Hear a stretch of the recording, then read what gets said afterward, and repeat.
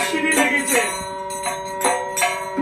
জগদীশ গুণনিধি কল্যাণ কামনা নদী তথায় চান করো যদি।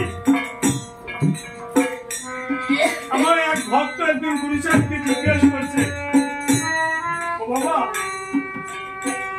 তুমি তো বলছো যদি কারোর কোনো কামনা বাসনা থাকে তার নাকি কোনো মনস্কামনা পূর্ণ হয় না, তাহলে তুমি জগদীশকে দিয়ে কেন কামনা নদী করিয়েছো?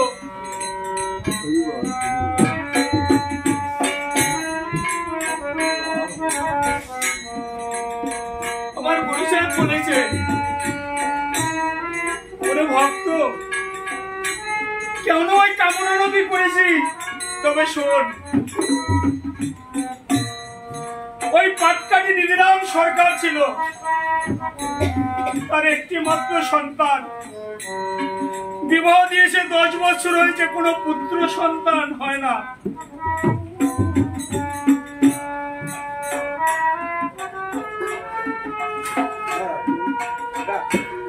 ওই নিধিরাম সরকার একদিন বাড়ির দরজায় বসে আছে, আর ভক্ত যাচ্ছে, আর ভক্ত যে বলছো, দাদা কেমন আছো? নিধিরাম সরকার বলেছে, ভাই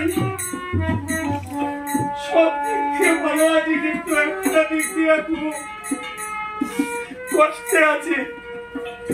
বলছি, কেন দাদা, কি হয়েছে? বলছে, সন্তানকে বিবাহ দিয়েছি 10 বছর হলো,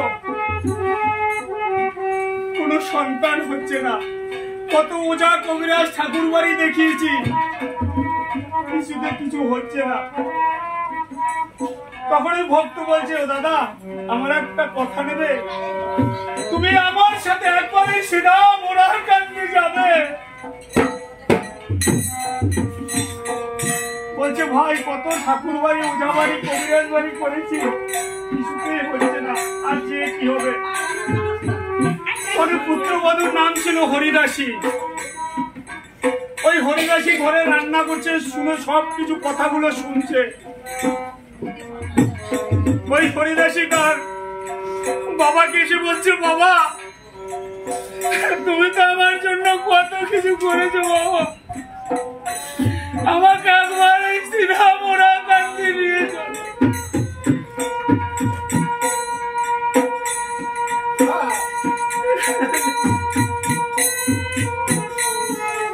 ওই হরিদাসীর কথা মতো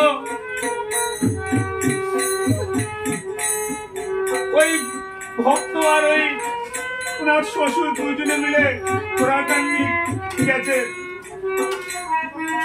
মোরারকান্দি নিয়ে দেখছে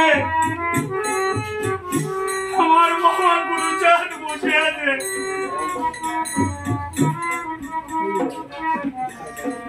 ওই গুরুচাঁদকে প্রণাম করে বলছো, বাবা আমাকে একটু আশীর্বাদ করো।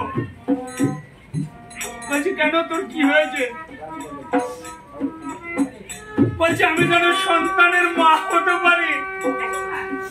তোমার কোনো একটা মা যদি তার কোনো সন্তান না হয়, সন্তান না থাকে,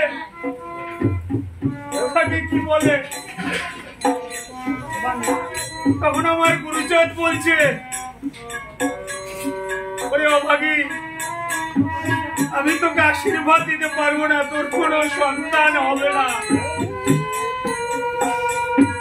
আমার হরিদাসী বলছে, বাবা তুমি যদি আমাকে আশীর্বাদ না দাও, তুমি যেই কামনা সাগর মনস্কামনা পূর্ণের জন্য করেছো, আমি সেই কামনা সাগরে আমার জীবন বিসর্জন দেব।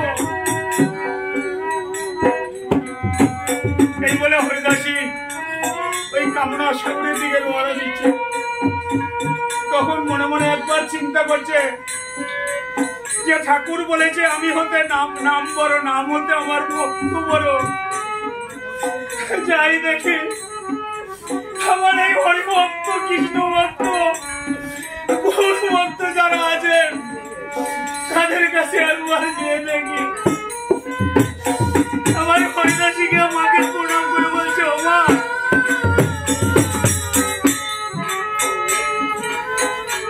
তোমরা একটু আমাকে আশীর্বাদ করো।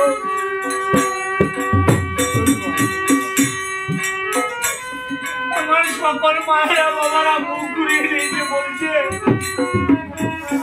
বলছে আমার বাবা গুরুচাঁদ যখন আশীর্বাদ করেনি আমরাও কেউ আশীর্বাদ করতে পারি।